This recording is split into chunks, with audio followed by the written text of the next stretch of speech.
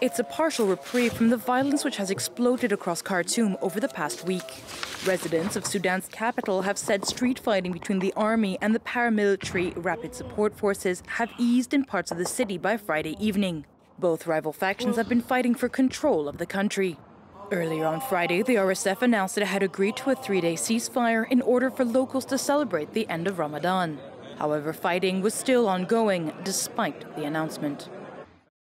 The truce coincides with the blessed Eid al-Fitr to open humanitarian corridors to evacuate citizens and give them the opportunity to greet their families.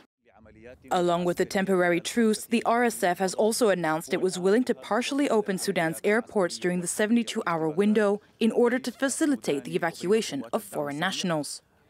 However, it is unclear to what extent the RSF controls Sudan's airports. Since the start of the conflict, many foreign nationals have found themselves unable to leave the territory.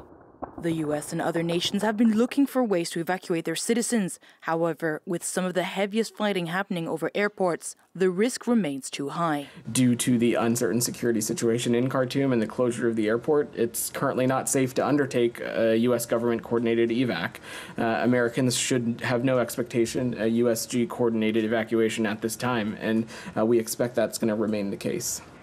Meanwhile, the British government said its defense ministry was engaged in prudent planning related to the conflict in Sudan.